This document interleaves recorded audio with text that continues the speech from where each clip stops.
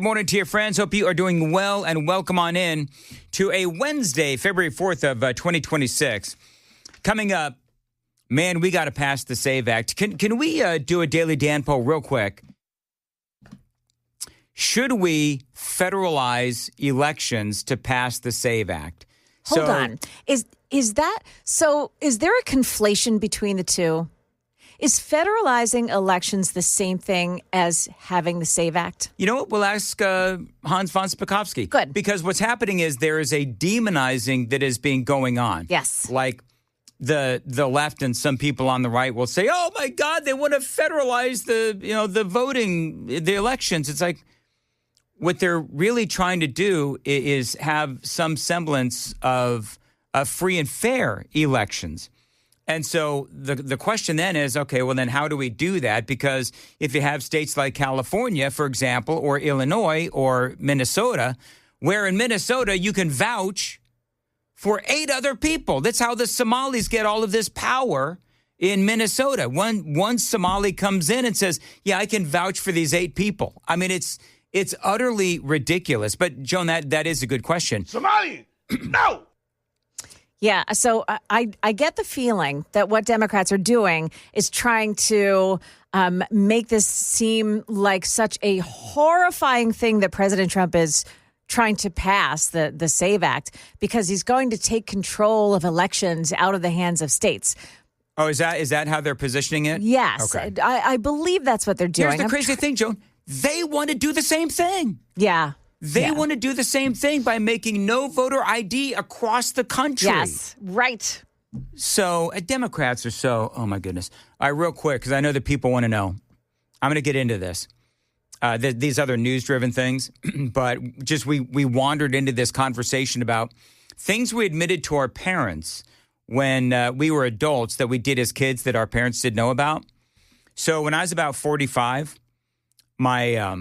my mom found out that my friend Cheryl and I were not just doing homework in my room when I was a teenager. She was so mad at me. Hold on. Because I blatantly lied to my mother. Did you? So your parents let you be behind a bedroom closed door with a girl when you were a teenager? Yeah, they did. Joan, we're not doing anything but homework. Get your mind out of the gutter, Joan. Studying that A and P right there. It's kind of funny. Physiology. My mom actually said, "You're doing all this homework with Cheryl, but you're still failing biology. What is happening?" All right, whatever. Anyway, so maybe we'll do. She answered her own question. Oh, she was not happy when I told her that. She was actually mad at me because she's like, "You lied to me." It's like, and then in my head, I'm thinking, okay, I'm going to stop with the admissions now. Because if I keep going, she's going to, die of a heart attack early or whatever. Anyway, the Republicans are trying to get this. So maybe, Joan, if you can think of one, and Sam, you can think of one. Yeah. We'll do it at 8:35. Okay. I'll have to filter off of a myriad list. The Republicans are trying to get the SAVE Act passed. Now, here's the thing. This all comes down to the filibuster, right? I mean, should the end of this whole segment is going to be about what do we do with the filibuster? But the SAVE Act would ultimately bring integrity to our elections. It would mandate identification to vote across the board, across all states. So as Joan said, the left is apparently portraying this as Donald Trump. And by the way, I'd be willing to bet some, I'm going to air quote this, Republicans are doing the same thing, demonizing what the president is trying to do. So bottom line, and there's a lot of details here, but the bottom line is that the SAVE Act would ensure that we do have some integrity in our voting system, which right now I don't believe that we do. Can anybody honestly look at the hijinks and shenanigans going on, for example, in a place like Georgia or in a place like California and say, oh, yeah, those elections, we have all the confidence in the world in those? No, nobody's going to say that they have confidence in the elections except for local elections officials and Democrats. And so the SAVE Act, a lot of details. Bottom line is the SAVE Act would ensure that we do have some integrity in our voting system, which currently in my state, in my opinion, in some states we don't have, because not all states require ID to vote. So in some states, as I was saying earlier, it is a complete sham. no ID in Minnesota. You can have one person vouch for 8 others. It's what the Somalians do. It isn't crazy. It is absolutely nuts. So people do understand this, and they want to see the SAVE Act passed. I need some video, if I could, Sam. This was on CNN. I do think that the SAVE Act is a great idea. 83% of Americans support it, as I learned on CNN this morning, and that includes, 76% of Black Americans, 82% of Latinos, 85% of white Americans. So to me, that's the move. Push the SAVE Act and force Democrats to admit that they are against what 83% of Americans want. I think this is all kind of just a distraction, a bit of nonsense. Can I say... Yeah, that is Batia Ungar Sargon. I may be shanking her name, but she's on CNN, and she's also got a big old podcast. Nicki Minaj came out. I'm sure you saw this. Nicki Minaj actually posted this. What sensible, forward-thinking, cutting-edge leading nation is having a debate on whether or not there should be voter ID. She says they're actually fighting not to have people present ID while voting for your leaders. Do you get it? Do you get it now? I mean, clearly Nicki Minaj does, and I love that, because I think that as they're talking about this on CNN, they did a big old Harry Enton segment on this, where they're clearly talking about how the American people people do believe that there should be voter ID. By the way, real quickly, there is also, Joan, you're talking about media narratives that are being thrown out there by the left and by the mainstream media. Yeah. One of the other narratives, and we're going to tackle this, is that Republicans are trying to stop married women from voting. That's what Democrats and the media are trying to say, that Republicans are trying to stop married women from voting. Yeah. Which obviously is stupid, because there's a lot of married women who vote Republican. But anyway, this is Harry Enton, also on CNN. The American people are with Nicki Minaj, because what are we talking about here? So take a look here. Favor voter ID to vote. Look, I got all this polling on the screen going back since 2018. You'll notice on all of it, it's all north of 75%, 76%, 76%, 76%, 81%, and then 83% in. You know what I'm noticing here, by the way? 2018, 76%, 21, 76, 23, 76%, 2024, 81%, and then in 2025, 83%. Do you know what's going on? People are noticing the hijinks and the shenanigans. And so they are saying, absolutely, we should have ID to vote, because they're noticing that things don't look on the up and up. In the last year of Americans agree with Nicki Minaj, they favor photo ID to be able to vote. What about by party? What's the party breakdown? Yeah, normally you might expect, hey, there'd be a big divide by party with Republicans really for it and Democrats really against it. But not really here. I mean, just take a look here. Favor photo ID to vote. You got 95% of Republicans, pretty much all of them, but even 71% of Democrats favor photo ID to vote. So again, Nicki Minaj posting that on X, and what you see is that the American people, actually, it's not really all that controversial. The American people are with Nicki Minaj, whether they are Republican or even if they are Democrats. We're talking about 7 in 10 Democrats agreeing with Nicki Minaj that you, in fact, should show a voter photo ID to vote. But here's the thing. I'm going to let that finish. But here's the thing, before we go to traffic, is that the politicians know how important it is that they be able to manipulate elections. So when they say that 71% of Democrats favor voter ID, well, basically, that's the Democrat Party, the voters, saying, yeah, it does make sense. But then when you have the politicians and they know what is really going on about how they are not winning on the issues, then they realize they need to manipulate and they need to cheat. And that's why they need the illegal aliens and so on and so forth.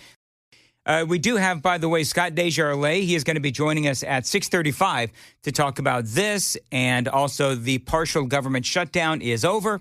We'll talk about that as well and a whole bunch of other things with the congressman at 6:35. The racial breakdown? Okay, what's the racial breakdown on this, right? Because I think a lot of people make the argument that people of color, non-white Americans, have a harder time procuring a photo ID to vote. But even here, take a look here. Favorite photo ID to vote. 85% of white people favor it. 82% of Latino. 76% of black Americans favor it. So the bottom line is this. Voter ID is not controversial in this country. A photo ID to vote is not controversial in this country. It is not controversial by party, and it is not controversial by race. The vast majority of Americans agree with Nicki Minaj that, in fact, you should have a photo ID to be able to vote. So something of a controversy, in other words. That's very good. The alliteration of Mr. John Berman, that Harvard education, paying off once again. Harold. Okay. It is interesting. 76% of black voters favor photo ID. Yet a lot of these people are going to be, Democrats. And so they don't notice that their own party is trying to manipulate elections because that's the only logical, isn't it the only, am I missing something here? No. Isn't it? It's kind of the party trick to get the moderates pulled in under the guise of, social justice or human rights when really it's radical leftist ideology that's meant to destroy the country. Yeah, it just seems to me like it is obvious that what the Democrats are trying to do is they're trying to have some room to manipulate. Clearly, that is what they're trying to do. Now, the SAVE Act, it did pass 9 months ago. It stalled in the Senate. It's nowhere to be found in committee. So that is where I'm going to pick up the rest of the story coming up. We're talking about the SAVE Act. And whether or not it's really going to come down to the filibuster. And I know that I'm going to speak to Scott DeJarlais about this coming up at 6:35. It did pass the House 9 months ago. Again, it is stalled in the Senate.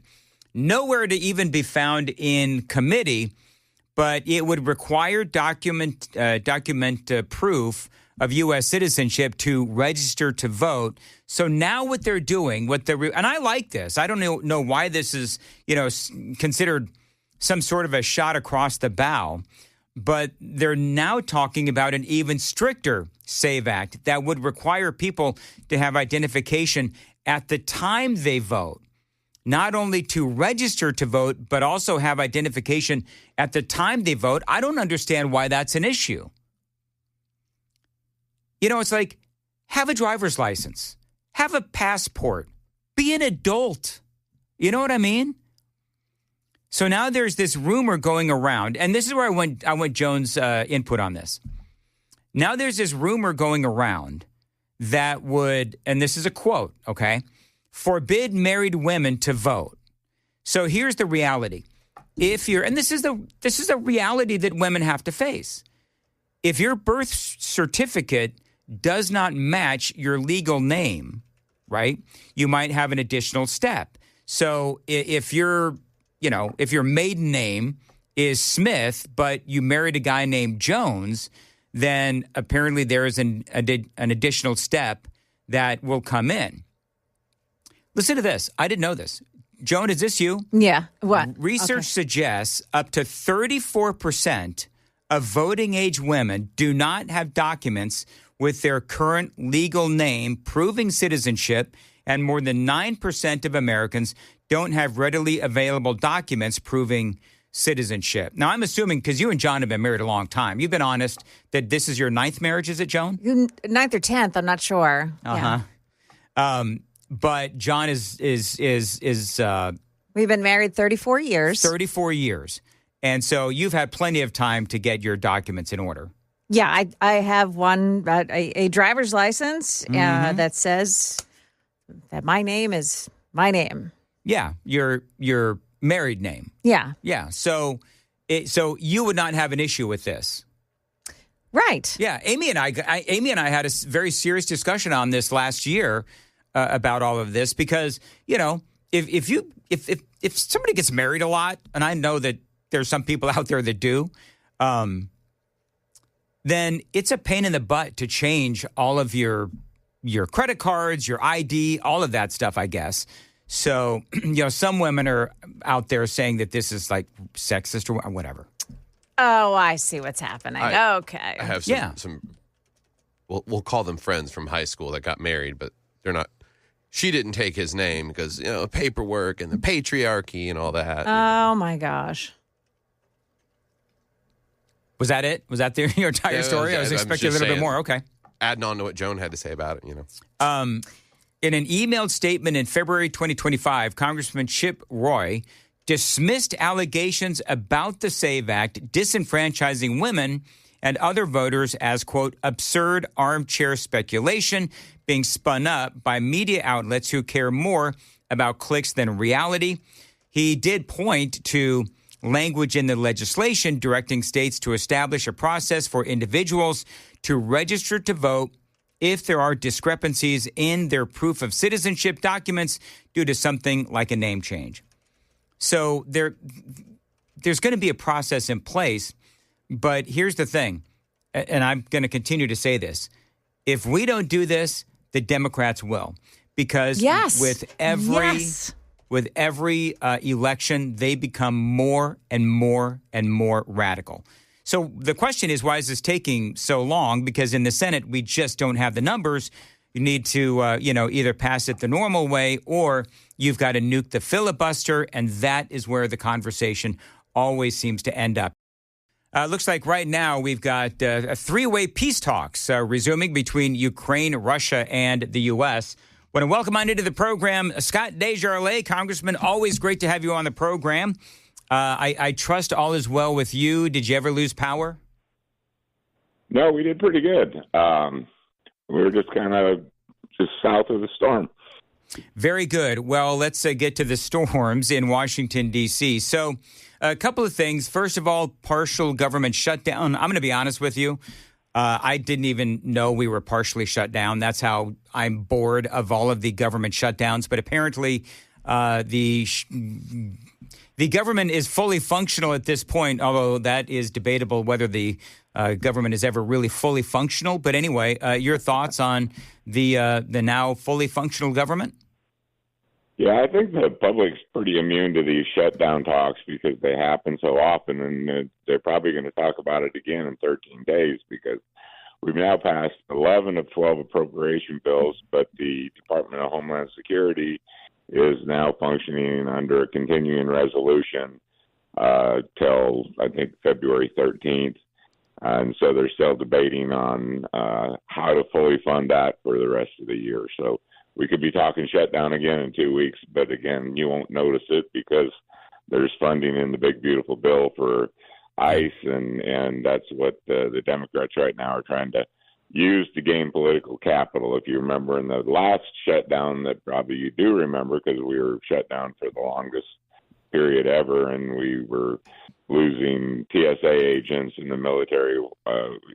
We're not getting their pay, and that was over the Epstein files. And let's see, what was the other argument? Oh, the expiring tax subsidies for Obamacare that happened during COVID. So the Democrats shut the government down for 2 months or 8 weeks, whatever it was, over that. And we had all agreed on a package a couple of weeks ago, sent it over to the Senate.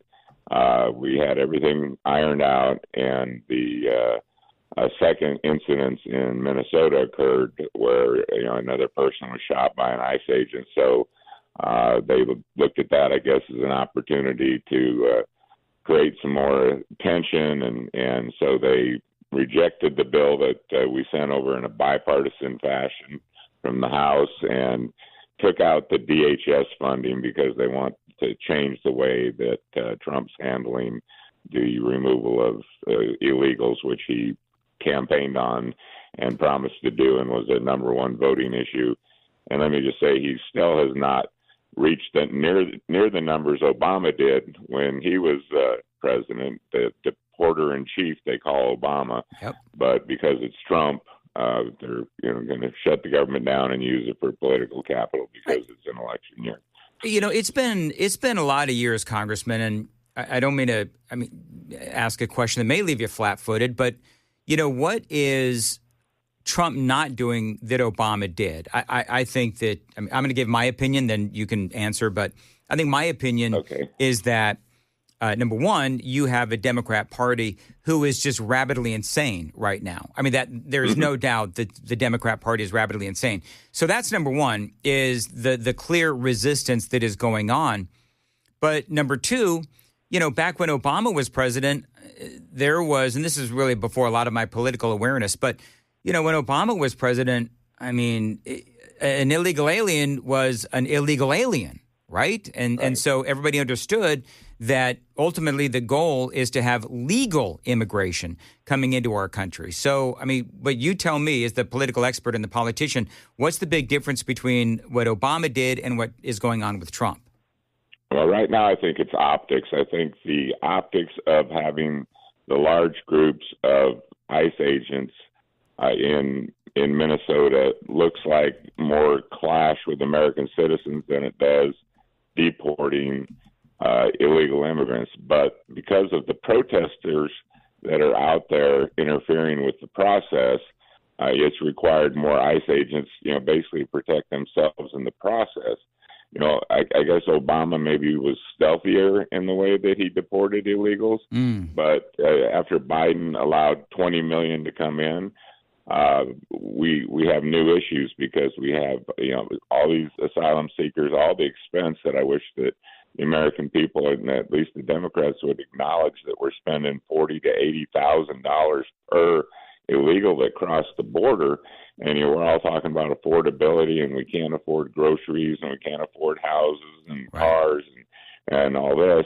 Well, if they had just an inkling of an idea of how much money we're spending on these illegals, that they wanted deported and they wanted the border closed, which Trump did, I think that they would be out there fighting for getting rid of more people who came in here illegally and didn't follow the process. So again, all of us have always been for legal immigration, and we have those policies. But so I think one, it's Trump. So there's the Trump derangement syndrome.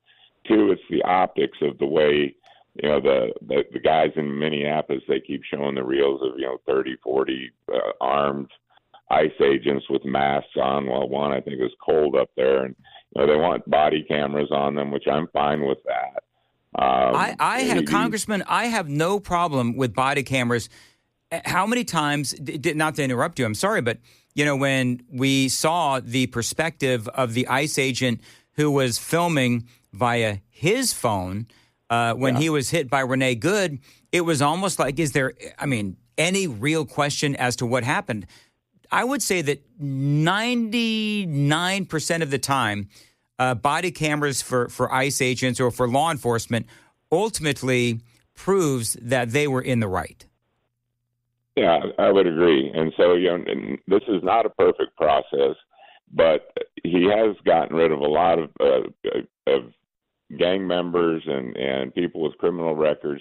But what's amazing is you get these people like this lady from Colorado who was shot. She drives halfway across the country to protest removing people that are here illegally, but then people who are illegally, when they kill people like Lake and Riley and all the other crimes that are being committed and all the drugs that are being brought in and all the people that are dying, there's nobody out protesting that. And that's what we're trying to solve. We're trying to keep Americans safe. And so instead of praising the ICE agents and the people for getting rid of the dangerous criminals that threaten them and kill their families and kill their loved ones, they're out defending basically the criminals and going against it's like defunding the police after George Floyd. It's sometimes bad things happen. People put themselves in situations. Ashley Babbitt, to me, is a similar situation to the Renee Goods.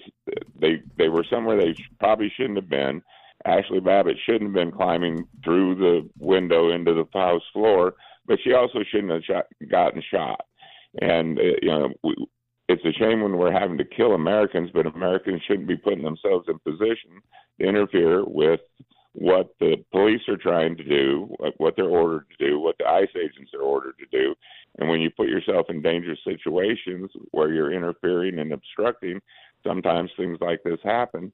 But again, the Democrats, knowing this election year, think that this is an opportunity to get some political capital. And so we're having these ridiculous fights Yeah. while we should be legislating on things that are much more important. Well, and the one thing I would add about the Renee Good thing, though, is that she was driving directly towards an ICE agent, and he clearly was shooting it in self-defense. I want to ask you though about Iran, and we have now shot down one of their drones.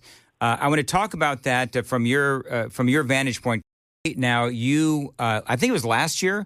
You were named as the chairman of the House Armed Forces Strategic Forces Subcommittee. So from that purview, apparently we have now shot down an Iranian drone. What is going on with Iran? I feel like Donald Trump is like itching for a fight with Iran. And he gave them little bit of a reprieve when they didn't execute all those people, but now they're starting to mess with us again? Well, when they send a drone towards one of our ships, I have no trust, just like the speedboats that they use to ram into our ships. I mean, it's provocation. Iran is somehow trying to save face and keep control of their government, even though, there's an uprising within the country, and there's been for some time. But I don't know so much that he's spoiling for a fight. But I think that he's wanting these countries that are being oppressed, like Venezuela was, or Cuba, to be able to have free and fair elections. And Iran has always been a thorn in our side. They're the number one state sponsor of terrorism. We know the Houthis, Hezbollah, all those were funded by Iran. And I think he's trying to cut the head off a snake. But if Iran is going to threaten us militarily, and it's basically their drones that Russia's using in Ukraine. And so, if they're going to come at an American warship with something that's potentially threatening, yes, we're going to shoot them down. And if they continue to execute people in public, which we don't know whether they are or aren't, because it's kind of like Putin saying, well, I'm not going to put a nuke in space. You don't need to worry about that. That's all just some rumor. We don't trust them. We don't believe them. And Iran, wants nothing more than to save face, even though they've been embarrassed by Israel coming in with 60 planes, taking out their surface-to-air missile system without losing a single plane. Then we conduct that precision strike midnight hammer on them.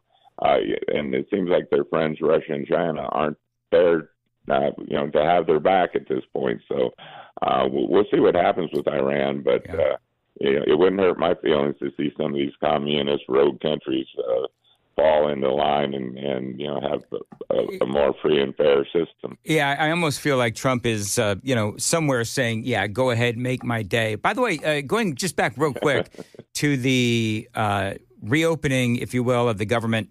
Were you surprised it 21 Democrats came over to the Republican side to pass the bill through the House?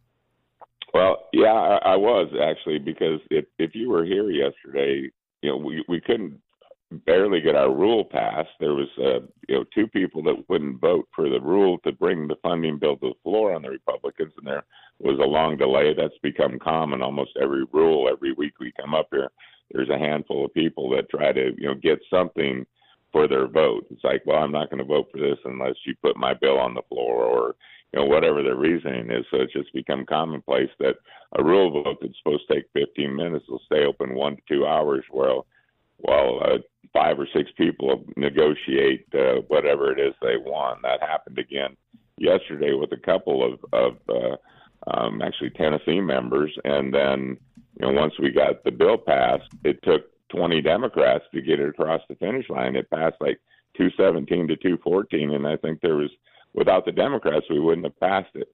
So Republicans were protesting one. I know Anna Paulina Luna, wanted the SAVE Act put in there, and we all want the SAVE Act. The SAVE Act is simply photo IDs to vote. Yeah. And I mean, that's 100% of Republicans, me, you want that. And I don't think anybody should vote without producing a photo ID of proof of citizenship and who they are. So the only ones not wanting that are the Democrats. But, whether that was something that could be attached to a funding bill, I don't know if that was the right time or place, but I hope that we get around to getting that particular bill on the floor. Well, the question is, will they be able to pass in the Senate? I mean, I don't think that it will be able to pass in the Senate unless they nuke the filibuster. Yeah, well, it's interesting that everybody seems to agree that that makes sense. You use your we can go through this. You use driver's license to buy a drink. You use it to get on an airplane. There's just so many places that you show your driver's license. But on something as important as voting in a national election, they don't. In some states, California, there's certain counties. You don't need your driver's license. We believe you're John Doe or you're whoever. There's fraud in elections, but it's always the Democrats that are not willing to concede to having photo IDs, and it's not discriminatory. It doesn't have to be a driver's license. It can be some kind of official government-issued ID that proves that you're here legally, you're a citizen, and you have the right to vote. And why the Democrats wouldn't want that, could only be one reason. And it's so they can manipulate elections in certain areas, and we know it happens. The CNN and everyone else will tell you that it's not widespread, but if it's not widespread, just solve the problem once and for all. Just make people prove who they are. And Congressman, you know what I've said for many years, which is, number one, define widespread, but it doesn't necessarily actually have to be widespread. A few strategic counties in a few states will get the job done. Yep. Yeah. Five counties in the country can change an election. So is it wide like the Grand Canyon? Is it wide like, it's a great point, but you're absolutely right. You could literally come down to about 5 counties across the country, and we could name them, in Arizona, Maricopa, and Atlanta, Fulton County, Philadelphia, whatnot. There's literally 5 counties that can change the outcome of an election. And if we had free and fair elections in those places, then I think Americans would have more confidence in our voting system. All right. That's all we have time for, but always great that you make time for us. Congressman Scott DeJarlais,